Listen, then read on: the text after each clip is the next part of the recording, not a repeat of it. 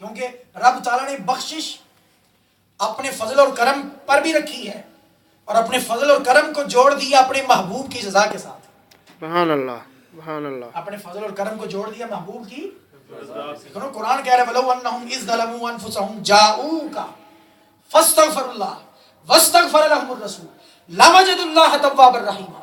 کہ محبوب جو اپنی جانوں پر ظلم کر بیٹھے، گناہ کر بیٹھے، نافرمانی کر بیٹھے، اے محبوب جب تیری بارگاہ میں آ جائے فاستغفر اللہ، مجھ سے معافی مانگے، استغفار کریں. کیا معافی کا اعلان ہو گیا؟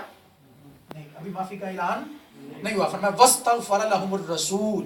اللہ اکبر. معافی کا اعلان کب ہوگا؟ رب اپنے محبوب کے لبوں کو دیکھ رہا. سبحان اللہ. رب اپنے محبوب کے کہ جب محبوب کے لب اپنی اس گنہگار امتی کی سفارش کے لیے، شفاعت کے لیے حرکت کریں تو لوجد اللہ توابا رحیما. ہم صرف اعلان ہی نہیں کریں گے بلکہ انعام بھی عطا کریں گے کہ اب تم اللہ کو ضرور بھی ضرور بہت زیادہ توبہ قبول کرنے والا اور رحمت کے دریا بہا دینے والا پاؤ.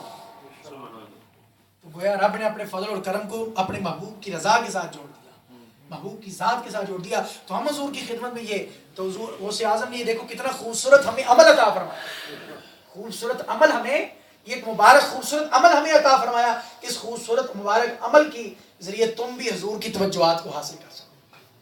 ٹھیک ہے، تو گویا یہ تو حضور 11ویں شریف یہ حضور غوث اعظم کا حضور کی امت پر ایک بہت بڑا انعام ہے، حضور کی امت پر ایک بہت بڑا انعام ہے. اصالہ ثواب پر اور بہت ساری دلائل ہیں، میں چونکہ ساری باتوں کو عرض کرنا چاہتا ہوں اس لیے اختصار کے ساتھ. اب دوسرا ٹاپک کو لیتے ہیں ہم. دوسری بات ہے المعصوم بالغیب، غیر کے ساتھ معصوم کرنا. غیر کے ساتھ معصوم، معصوم کا مطلب ہے کہ ہم اس کو 11ویں شریف کہتے ہیں، حضور غوث اعظم کی 11ویں شریف، میں کہتے ہیں 11ویں شریف کا لنگر. اب یہاں پر ایک بہت بڑا اعتراض بھی کیا جاتا ہے کہ بہت بڑا اعتراض اس لیے کہا گیا کہ بہت بڑی بیوقوفی پر مبنی ہے، بہت بڑی بیوقوفی پر مبنی اعتراض. اس لیے بڑا اعتراض کہا گیا، سمجھ اور دنائی کے اعتبار سے بڑا کوشچن نہیں کہا ہے، اس اعتبار سے بڑا سوال یا بڑا اعتراض نہیں میں کہہ رہا کہ یہ سمجھداری پر مشتمل ہے کہ دنائی پر مشتمل سوال ہے. یہ اعتراض کو بڑا اس لیے کہہ رہا ہوں کہ یہ بہت بڑی بے وقوفی پر مبنی سوال ہے کہ کہنا جی 11ویں شریف کا لنگر حرام ہے. کیوں حرام ہے جی؟ دلیل یہ ہے کہ آپ نے 11ویں شریف کا نام لے لیا، جس پر غیر اللہ کا نام آ جائے وہ چیز حرام ہو جاتی ہے. جس پر غیر اللہ کی چیز نام آ جائے، اللہ کے علاوہ کا نام آ گیا وہ حرام ہوگی. اگر اس اصول کو اگر ہم اپنا لیں تو مجھے بتائیں کون سی چیز ہے جو حلال بچتی ہے؟ مجھے نام لے کر بتائیں کون سی چیز ہے جو حلال بچتی ہے؟ آپ کہتے نہیں میرے بچے، میری اولاد، تو میری کا جو لفظ ہے میری بیوی والی مثال لے رہے ہیں. اب یہ جو میری والا لفظ بول رہے ہیں میرے بچے، میری اولاد، تو اولاد پر اپنا نام لگا رہے ہیں. تو آپ بتائیں خدا ہے یا غیر خدا ہے؟ میرا موبائل، میری کتاب، اتنی چیزوں کا میرا کہتے ہیں. یہ کتاب زید کی ہے، یہ زید کا قلم ہے، ٹھیک ہے، یہ مسجد کا اسپیکر ہے، ٹھیک ہے.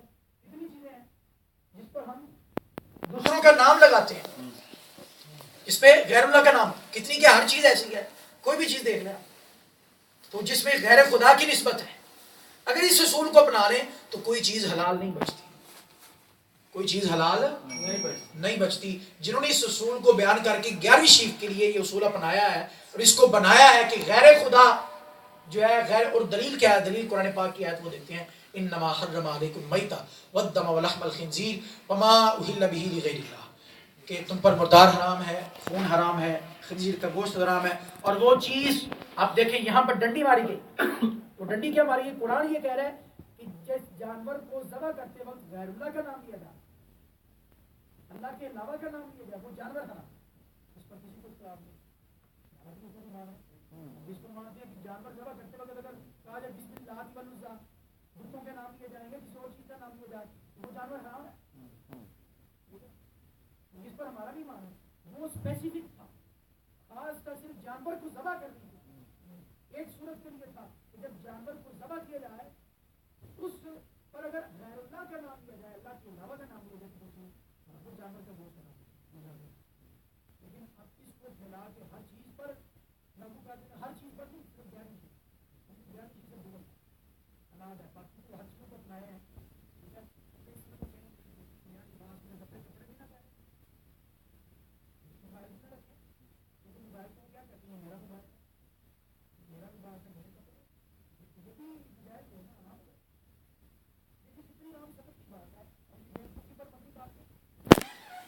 اس حوالے سے اب آئیے ذرا اس کی میں قرآن اور حدیث سے، یہ تو ہم ایک عام روٹین کے معاملات کے حوالے سے بات کر رہے تھے کہ اب کتنی چیزیں ہیں جن کو آپ اپنا کہہ کے یا کسی اور کا نام لے کر پکارتی ہیں، یہ فلاں شخص کی ہے، یہ فلاں شخص کی چیز ہے، یہ فلاں شخص کی چیز ہے، یہ فلاں شخص کی چیز ہے. ٹھیک ہے، تو اس حوالے سے بہت ساری مثالیں موجود ہیں. آپ جتنی مثالیں چاہیں آپ سوچ سکتے ہیں، بنا سکتے ہیں. لیکن آئیے اب اسی معاملے کو ہم قرآن اور حدیث کی روشنی میں دیکھتے ہیں. تو قرآن اور حدیث کی روشنی میں بھی یہ معاملات موجود ہیں کہ حدیث پاک میں بھی آقا علیہ السلام نے غیر اللہ کی طرف چیزوں کو منسوخ کیا. مثلا اس کی مثال میں آپ کی خدمت میں پیش کرتا ہوں. ایک چیز رکھیں، ایک ہوتی نسبت حقیقی نسبت، ایک ہوتی مجازی نسبت. حقیقی نسبت ہر چیز کے اللہ کی طرف ہے. مثلا ہر چیز کو اللہ نے پیدا کیا ہے، ہر چیز کا حقیقی مالک اللہ ہے. حقیقی مالک، اب اپنے گھر کے بارے میں کہتے ہیں میں اس گھر کا مالک ہوں، تو آپ یہ جو کہہ رہے ہیں میں اس گھر کا مالک ہوں، آپ حقیقی مالک نہیں، مجازی طور پر نسبت کر رہے ہیں. ٹھیک ہے، حقیقی مالک کون ہے؟ اللہ. تو حقیقتاً ہر چیز کا مالک اللہ ہے. ٹھیک ہے، یہ جو نسبتیں ہوتی ہیں یہ مجازی طور پر ہوتی ہیں. یہ ہم عام طور پر اپنی افہام و تفہیم کے لیے، سمجھداری کے لیے ہم جو یہ کام کرتے ہیں. اس والے سے سنن ابی داؤد شریف اور سنن نسائی شریف کے حدیث پاک ہے. ٹھیک ہے، حضرت سعد رضی اللہ تعالیٰ، حضرت سعد ابن عبادہ رضی اللہ تعالیٰ حضور کے صحابی ہیں، ان کی والدہ وفات ہو گئی. ان ام سعد ماتت، ان کی والدہ فوت ہو گئی. تو انہوں نے حضور کی بارگاہ میں آ کر عرض کی، یا رسول اللہ میری والدہ وفات پا گئی ہیں، فَأَيُّ الصَّدَقَةِ أَفْضَلُ، فَأَيُّ الصَّدَقَةِ أَفْضَلُ، تو میری والدہ کے لیے کون سا صدقہ زیادہ ثواب والا ہوگا، زیادہ افضل ہوگا، زیادہ فضیلت والا ہوگا، زیادہ افضل ہوگا. تو اب اس سے یہ بھی پتہ چلا، اس حدیث سے بھی سال ثواب کا ثابت ہو رہا ہے. اور یہ سنن ابی داؤد شریف، سنن نسائی شریف کے حدیث پاک ہے، سیاستہ کی کتابیں. تو اگر فائدہ نہ پہنچتا، فوت شدہ شخص کو فائدہ نہ پہنچتا تو وہ صحابی کبھی سوال نہ کرتے اور حضور اس کا کبھی جواب نہ دیتے. فائدہ پہنچتا تھا تو صحابی نے سوال کیا اور حضور نے جواب عنایت فرمایا. سبحان اللہ. کیا فرمایا؟ فرمایا کہ اے سعد قال الماء، پانی کی کمی ہے، لوگوں کو پانی کی قلت ہے، پانی دستیاب نہیں ہے عام، تم ایسے کرو پانی کا انتظام کر دو. فحفر بئرا، کوئی کنواں کھدوا دو اور کنواں کھدوا کے اپنی ماں کے نام سے کرنا. اب حدیث کے لفظ غور کیجئے ذرا. حدیث کے لفظ ہیں فحفر بئرا وقال هذه لام سعد، آپ نے کنواں کھدوایا اور کنواں کھدوا کر اس کا جو نام رکھا وہ نام یہ رکھا کہ یہ سعد کی ماں کے نام کا کنواں. سبحان اللہ. یہ سعد کی ماں کے نام کا کنواں. سعد کی ماں خدا ہے؟ بولیں غیر خدا ہے. کنواں پیش کیا گیا، اس کا ثواب پانی پیش کیا گیا والدہ کو، فوت شدہ والدہ کو، اور انہی کا نام رکھا گیا اور اس کو کسی نے حرام نہیں کہا. سارے صحابہ سے پانی پیتے رہے. اگر اس اصول کو اپنایا جائے کہ جس پر غیر خدا کا، جس کھانے پر غیر خدا کا نام آ جائے وہ حرام ہو جاتا ہے، تو نعوذ باللہ من ذالک. کیا حضور پھر ناپاک پانی اور حرام پانی کی تلقین دیتے ہیں؟ حضور اور صحابہ کرام وہ حرام پانی پیتے رہے جس پر سعد کی ماں کا نام لگا ہوا تھا کہ یہ کنواں سعد کی ماں کے نام وقف ہے، اس سے جو پانی پیے گا اس کا ثواب سعد کی ماں کو پہنچے گا. حاضی لام سعد، حدیث کا لفظ ہے حاضی لام سعد، کہ یہ کنواں سعد کی ماں کے نام تھا.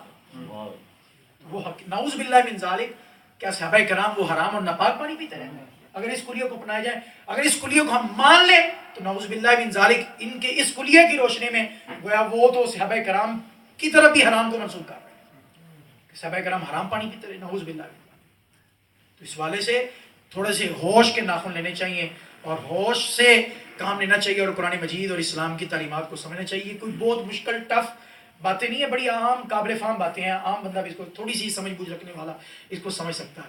دیکھیں کتنے واضح لفظ موجود ہیں. تو اس کے علاوہ اور بہت ساری چیزیں ہیں جس میں نام کو جو ہے وہ منسوب کیا جاتا ہے. اور اس کے علاوہ جو تیسری چیز ہے وہ تعین الیوم، دن کو متعین کرنا، دن کو متعین کرنا. اس والے سے بھی بہت ساری احادیث مبارکہ ہیں اور تعین الیوم پر بہت سارے دلائل ہیں. میں وہ آپ کی خدمت میں پیش کرتا ہوں کہ آقا علیہ السلام نے بہت سارے معمولات کے لیے دن متعین کیے. تعین الیوم کا مطلب پہلے سمجھ لیں کہ ہم اپنی سہولت کے لیے، آسانی کے لیے کوئی بھی کام ہے، فنکشن ہے، تو اس کے لیے ہم ایک دن مقرر کر لیتے ہیں. آیا شریعت میں یہ دن مقرر کرنا کیسا ہے؟ مثلا ہم سالگرہ کے لیے دن مقرر کرتے ہیں، سالگرہ کا فنکشن ہے، شادی کا فنکشن ہے، اس کے لیے بھی دن مقرر کرتے ہیں. وہاں کسی کو بدعت، حرام اور ناجائز کے فتوے یاد نہیں آتے. جب بات آتی ہے 11ویں شریف کی، وہاں بدعت، حرام اور ناجائز ساری چیزیں یاد آ جاتی. یہ بھی تو دیکھیں نا، ایک حیرانگی کی بات ہے. وہاں بھی دن متعین ہے، وہاں اس پر اعتراض نہیں ہوتا کہ یہ دن متعین کر دیا اپنی طرف سے. تو 11ویں شریف کے لیے دن متعین کرنا یہ کیوں چبھتا ہے، یہ کیوں پریشان کرتا ہے؟ یہ اس لیے پریشان کرتا ہے دل میں اولیاء اللہ کا بغض ہے، اولیاء کرام کے ساتھ دشمنی اور عداوت ہے. اگر اولیاء کرام کا ادب و احترام دل میں ہوتا تو کبھی ایسا نہ سوچتا. یہ دماغ ایسی سوچ وہی سوچتا ہے جس کے دل میں اولیاء کرام کی عداوت، دشمنی اور بغض کی بیماری موجود ہے، مرض موجود ہے، وہ سوچتا ہے. تو اب حالانکہ دن متعین کرنا حضور کی ذات سے ثابت ہے. آقا علیہ السلام ہر ہفتے کو، حدیث مبارکہ میں موجود ہے، ہر ہفتے کو قباء شریف پیدل یا سوار ہو کر آپ زیارت کے لیے جایا کرتے ہیں. قباء شریف مسجد میں تشریف جایا کرتے تھے آقا علیہ السلام. تو آپ نے دن مقرر کیا ہوتا. حضور نے پیر کے دن آپ اہتمام کے ساتھ روزہ رکھتے. وجہ پوچھی گئی، آپ نے فرمایا اس لیے، صحیح بخاری شریف حدیث ہے پاک، اس لیے میں اس دن روزہ رکھتا ہوں، پیر کے دن، سوموار کے دن کا روزہ اس لیے رکھتا ہوں، فیہ یوم ولد و فیہ انزل علیہ. فرمایا اس لیے اس دن میں روزہ رکھتا ہوں. یہ دن مقرر کیوں کیا ہوا ہے؟ یہ دن اس لیے مقرر کیا ہوا ہے کہ اس دن میری ولادت ہوئی. سبحان اللہ، سبحان اللہ، میلاد مناتا ہوں. سبحان اللہ. فیہ یوم ولد، یہ میرے میلاد کا دن ہے، یہ میری ولادت کا دن ہے. اس حدیث میں حضور کی ولادت، حضور کا میلاد منانا حضور کی اپنی سنت ہے. حضور اپنا میلاشی منا رہے ہیں، اور اس وجہ خود بیان فرما رہے ہیں کہ میں روزہ اس لیے رکھتا ہوں کہ یہ میرے میلاد کا دن ہے. اور ساتھ بتایا فیہ انزل علی، اس دن پیر کے دن ہی مجھ پر قرآن پاک کا نزول شروع ہوا، سبحان قرآن اللہ، مجید نازل ہونا شروع ہوا. اس لیے میں نے اس دن کو مقرر کیا ہوا. تو اب دیکھیں پیر کا دن حضور آقا علیہ السلام نے مقرر فرمایا. پیر کا دن آقا علیہ السلام نے، حضور کے صحابی حضرت عبداللہ ابن مسعود رضی اللہ تعالیٰ، آپ نے جمعرات کا دن فکس کیا ہوا تھا واعظ و نصیحت کے لیے. جمعرات کا دن، اگر دن مخصوص کرنا جائز نہ ہوتا شرعاً تو صحابی کبھی عمل کرتے یا حضور کرتے؟ حضور کا دنوں کا مقرر کرنا اور پھر صحابہ کرام کو اس پر چلنا. صحابہ کا حضور حضرت عبداللہ ابن مسعود کی بات بتا رہا ہوں آپ کو، انہوں نے ہر جمعرات کا دن مقرر کیا ہوا تھا واعظ و نصیحت کے لیے. ایک دن اناؤنس کیا ہوا تھا کہ اس دن سب لوگ پھر جمع ہوتے تھے. اور اس میں سہولت ہے، آسانی ہے کہ سارے لوگوں کو ٹائم کا وقت دے دیا جاتا ہے، دن دے دیا جاتا ہے. فلاں دن کو درس قرآن ہوگا، فلاں دن کو ہمارا یہ پروگرام ہوگا. سب کے لیے وہ پہلے سے اپنے معمولات کو ترتیب دے گئے. ایک شریعت نے سہولت دی ہے تو اس سہولت سے فائدہ لینا چاہیے، بجائے اس کے کہ ہم اس پر انگلیاں اٹھائیں، اسے نجائز کہیں، بدعت کہیں اور شرک کے فتوے لگائیں. تو اس والے سے یہ تعین الیوم، اس پر بھی اور بہت ساری باتیں ہیں، بہت سارے احادیث مبارکہ ہیں. تو یہ چند چیزیں میں نے آپ کی خدمت میں پیش کی کہ دن کو متعین کرنا یہ بھی شرعاً جائز ہے. ہاں اس میں یہ کنسیپٹ غلط ہے کہ آپ یہ اعتقاد کر لیں کہ یہ صرف کام اسی دن جائز ہے، اس کے علاوہ کسی اور دن جائز نہیں. یہ غلط ہے. مطلب ایک بندہ کنسیپٹ بنا لے کہ مثال چہلم کا ختم ہے یا 10ویں کا ختم ہے یا برسی ہے تو وہ فکس کر لے بس اسی دن ہی کر سکتا ہوں، اس کے علاوہ کسی اور دن میں اصال ثواب نہیں کر سکتا. تو یہ چیز غلط ہے، یہ کنسیپٹ غلط ہے. شریعت نے واجب یا فرض نہیں قرار دیا کہ اسی دن ہی کرنا ہے، نہیں. اصال ثواب عام عمل ہے، جب چاہیں آپ کر سکتے ہیں. سہولت کے لیے دن مقرر کر دیں اور لوگوں کو بتا دیں، اطلاع کر دیں تاکہ سب لوگ آسانی کے ساتھ اس ٹائم میں، اس وقت میں، اس دن میں پہنچ جائیں.